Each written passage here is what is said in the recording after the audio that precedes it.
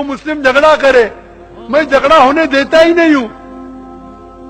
میرے خلاف چند ہارڈلی کوئی آپ کو ہندو ملیں گے، اکثر جو میرے خلاف ہے مسلمان ہی ہیں. آپ اگر نیٹ پہ جائیں گے نا، آپ گوگل کرو ذاکر نائک انورٹڈ کامرس میں، 62 لاکھ سے زیادہ ویب سائٹ ہے. 62. کوئی بھی مسلمان مقرر کی دنیا میں 62 لاکھ ویب سائٹ پہ ہے ہی نہیں. نمبر 2 پہ آتے دیدا جس سے میں متاثر ہوا، اس کے ہے 14 لاکھ. میرے 62 لاکھ ہے. کتنے؟ 62 لاکھ. اور اب جاؤ اس کے اندر ٹاپ 10 میں تو ایک ویب سائٹ ملیں گی ذاکر کے خلاف. اکثر کیونکہ میں اسلام کے بارے میں صحیح نظریہ پیش کرتا ہوں، یہ غلط ہے یہ صحیح ہے، تو کیا ہو رہا ہے؟ بہت سے مسلمانوں کی دکان بند ہو رہی ہے. تو دکان بند ہو رہی ہے تو ذاکر کے خلاف، ذاکر کافر، ذاکر کافر، ذاکر یہ ایک ایس ایم ایس گھوم رہا ہے ادھر گجرات میں کہ ذاکر نے کہا کہ محمد صلی اللہ علیہ وسلم کو نہیں ماننا چاہیے. گھوم رہا ہے. ارے جو شخص بھائی ہزاروں لوگ کو شہادت دیتا ہے، تقریر کی کہ محمد صلی اللہ علیہ وسلم کی پیشن گوئی دیگر مذاہب میں، وہ شخص کبھی بول سکتا ہے؟ یہ میڈیا ہے، میڈیا. جب مجھے دکھایا گیا، میں کلپ دیکھا کہ اس میں لکھا ہے، لگ رہا ہے کہ میں کہہ رہا ہوں کہ محمد صلی اللہ علیہ وسلم کو ماننا حرام ہے. آگے پیچھے دیکھو کیا ہے، پوری پیشن گوئی ہے، مانگنا حرام ہے. محمد صلی اللہ علیہ وسلم سے مانگنا حرام ہے. ابھی ہو سکتا ہے 2 چیز، کیونکہ اس کی ریکارڈنگ پچھلی انہوں نے نہیں کی تھی.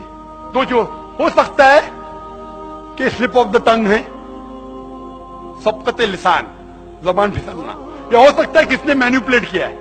اور مینیپولیٹ کرنا بہت آسان ہے، لیکن اکثر مسلمان، ہاں ذاکر نے کہا محمد صلی اللہ علیہ وسلم کو نہیں ماننا چاہیے.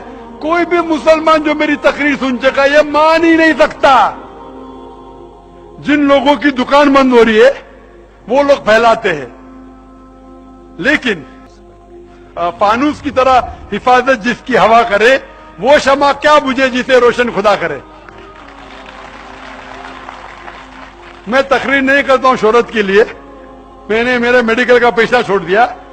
میں تقریر کرتا ہوں کہ اللہ تعالیٰ اس ناچیز کی کچھ خدمت کو مان لے، کہ جو میں تھوڑا بہت کر رہا ہوں اللہ کے راہ میں اسے قبول کرے، تاکہ مجھے اجر ملے، اور دعا کرتا ہوں کہ مجھے جنت میں ایک جگہ ملے. نیک بندے بندیوں کا وہ پہلو بتا رہا ہوں جس کی طرف توجہ نہیں جاتی. پردہ دار عورتیں بے پردہ عورتوں کو ایسے دیکھتی ہیں کہ جیسے انسان نہیں ہے سامنے، جانور کھڑے ہیں.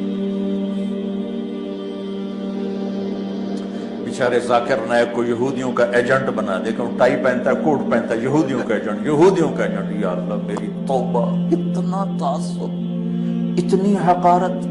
ہزاروں آدمی جس شخص کے ہاتھوں کلمہ پڑھ گئے، ایک آدمی کا کلمہ پڑھ لینا ساری کائنات کا مل جانے سے بہتر. یہودیوں کا ایجنٹ، یہودیوں کا ایجنٹ، جو ٹائی لگاتا ہے، کوٹ پہنتا ہے. اتنی تنگ نظر، اتنی تنگ نظر.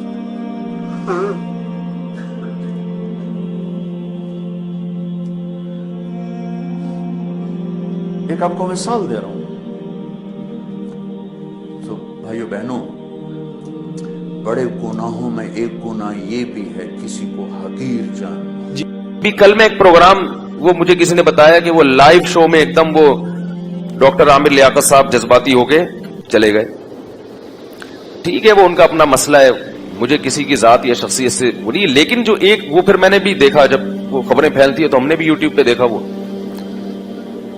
وہ جو اتنا سینسیٹیو بنا لیا اس مسئلے کو. حالانکہ میں سمجھتا ہوں کہ وہ وہاں جتنے لوگ بیٹھے ہیں، سننے والے بھی اور جن پر بھی تہمتیں لگائی جا رہی ہیں، ان میں کوئی بھی نبی صلی اللہ علیہ وسلم کا گستاخ نہیں ہے، سب عاشق ہیں. صرف زبان کی غلطیوں کو، تھوڑا سا تعبیر کی غلطیوں کو ایسا پکڑا جا رہا ہے اور اسے توہین رسالت کا مسئلہ بنا کر امت میں تفرقہ اور جذباتیت کو پھیلایا جا رہا ہے. اس سے غیر مسلم ہنسے گا، بولے گی یہ ایسی ایسی. ڈاکٹر ذاکر نائک بیچارے کے پیچھے پڑ گئے ہاتھ دھو کے. ڈاکٹر ذاکر نائک نے شاید کہیں بیان میں کہیں مردہ کا لفظ نبی کے لیے استعمال کر لیا، جو کہ نامناسب لفظ ہے، بالکل جائز نہیں ہے. اب وہ ایک اہل حدیث عالم صفائی بیان کر رہے ہیں کہ بھائی وہ اس کو اردو اتنی اچھی نہیں ہے اس کی. ہمیں پتا ہے ڈاکٹر ذاکر نائک نبی صلی اللہ علیہ وسلم کے گستاخ نہیں ہیں.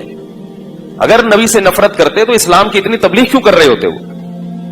وہ بیچاروں کو اردو صحیح، میں بھی ان سے ملا ہوں نا، اردو میں تھوڑی کمزوری ہے ان کے. تو ایک لفظ ان کی زبان سے ایسا نکل گیا، اب پوری دنیا نے توپوں کا رخ معاف کرنے کے لیے تیار نہیں. اتنا زیادہ جذباتی ہونے کی یہ نبی صلی اللہ علیہ وسلم کی تعلیمات نہیں ہے، بلکہ حدیث میں ہمیں ملتا ہے کہ ایسی غلطیاں ہوئی ہیں صحابہ سے بھی اور ان کو معاف کیا گیا ہے، کیونکہ ان کی نیت توہین کی نہیں تھی. دیکھو نبی سے بڑی توہین تو اللہ کی توہین ہے نا. کوئی اللہ کی توہین کرتا ہے، یہ کتنی بڑی توہین ہے. لیکن حدیث میں کیا آتا ہے؟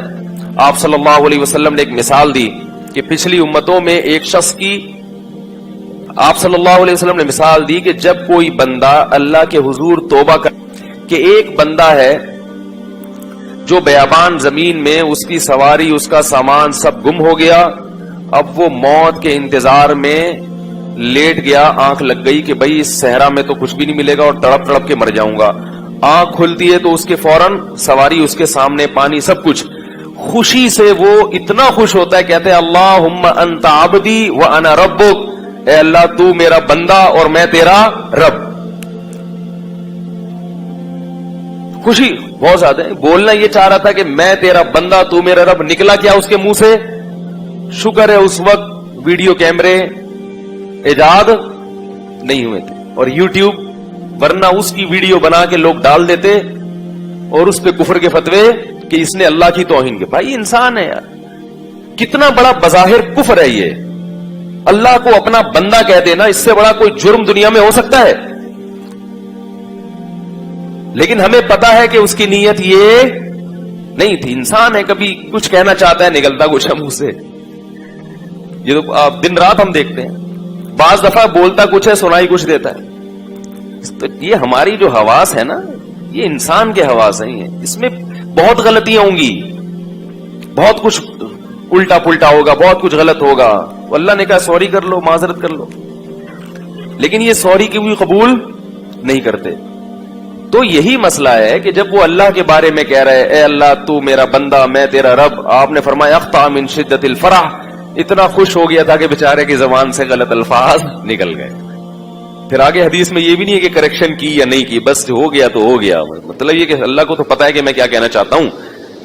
تو اسی طرح ڈاکٹر ذاکر نائک بیچارے نے اگر یہ کہہ دیا مردہ کا لفظ، جو غلط ہے، نہیں کہنا چاہیے، لیکن ہمیں پتا ہے کہ ڈاکٹر ذاکر نائک رسول اللہ صلی اللہ علیہ وسلم کی توہین کے مرتکب، اس کو اتنا سینسٹیو مسئلہ بنا لیا کہ بھئی ہم تو پروگرام ہی نہیں کرتے اور یہ اور وہ، اس پہ نعرے بھی لگ رہے ہیں. تو یہ مسئلہ ٹھیک ہے، ہم نہیں کہتے کیا ممکن ہے آپ نے عشق رسول میں ہی یہ کیا ہو، کسی کی نیتوں پہ ہم شبہ نہیں کرتے، مگر بہرحال یہ علمی لحاظ سے اور سنجیدہ لوگوں سے اگر آپ رائے لیں گے تو کوئی بھی اس طرز عمل کو پسند نہیں کرے گا. اور میں اس پہ بات اس لیے کر رہا ہوں کہ یہ ہماری قوم کا ایک مزاج ہے، یہ صرف ایک پروگرام کی بات نہیں ہے. بہت سی چیزیں تو گستاخی ہوتی بھی نہیں ہے، پھر بھی ان کو پکڑ کے بیٹھ جاتے ہیں. اب اگر کوئی نبی صلی اللہ علیہ وسلم کے بارے میں یہ کہہ دے کہ آپ پر موت واقع ہوئی ہے، یہ گستاخی نہیں ہے، یہ تو ایک حقیقت ہے. انکا ہو موت واقع ہونے والی، وانہم میتون، قرآن کہہ رہا ہے. حضرت ابو بکر رضی اللہ تعالیٰ عنہ نے جو سب سے پہلا خطبہ دیا، آپ یہ کہہ سکتے تو قرآن تو کہہ سکتا، ہم نہیں کہہ سکتے. حضرت ابو بکر نے نبی صلی اللہ علیہ وسلم کی وفات کے بعد جب پہلا خطبہ دیا ہے، صحابہ بہت پریشان تھے کہ بھئی نبی پر موت واقع ہو گئی، نبی دنیا سے چلے گئے، تو ہم کیسے، یعنی وہ تو بہت سے لوگ ارتداد کی طرف جا رہے تھے. حضرت عمر نے اعلان کیا جو یہ کہے گا کہ نبی کی موت واقع ہوئی ہے گردن اڑا دوں گا میں اس کی. یعنی وہ کہہ رہے تھے یہ ہو ہی نہیں سکتا، ابھی تو مشن کی تکمیل ہی نہیں ہوئی، ابھی تو اسلام پوری دنیا میں نافذ ہوگا پھر نبی دنیا سے جائیں گے.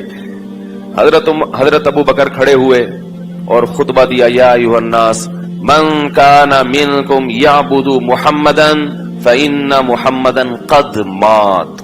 جو تم میں سے محمد صلی اللہ علیہ وسلم کی عبادت کرتا تھا، تحقیق محمد پر موت واقع ہو چکی ہے. ماتا، موت وقت لگایا کہ یقیناً ہو چکا ہے یہ کام، تمہارے نہ ماننے سے کچھ نہیں ہوگا. اور من کان منکم یعبد اللہ فإنہ حی لا یموت، جو تم میں اللہ کی عبادت کرتا ہے تو وہ زندہ ہے اور اس پر کبھی موت واقع نہیں ہوگی. کیا مطلب؟ خود قرآن نے بھی کہا نا, غزوہ احد میں یہ خبر پھیل گئی تھی کہ محمد صلی اللہ علیہ وسلم شہید ہو گئے, تو صحابہ کے حوصلے پست ہو گئے, یہ افواہ تھی.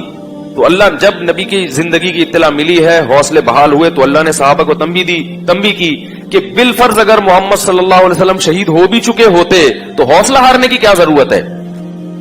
جو مشن نبی لے کر آئے ہیں وہ مشن تو قیامت تک چلتا رہے گا. تو قرآن میں آیتیں نازل ہوئی, وما محمد الا رسول, فرمایا محمد اللہ کے رسول ہیں, قد خلت من قبلہ الرسل, ان سے پہلے بھی انبیاء دنیا سے جا چکے ہیں. افئن ماتا, اگر محمد پر موت واقع ہو گئی, او قتلا, یا میدان جنگ میں قتل کر دیے گئے, انقلبتم علی اعقابکم, تو کیا تم دین سے واپس پھر جاؤ گے؟ کیا مطلب؟ اگر یہ کام بالفرض ہو بھی گیا, آپ خود سے آپ پر موت واقع ہو جائے یا آپ کو قتل کر دیا جائے, تو تم نے دین سے واپس.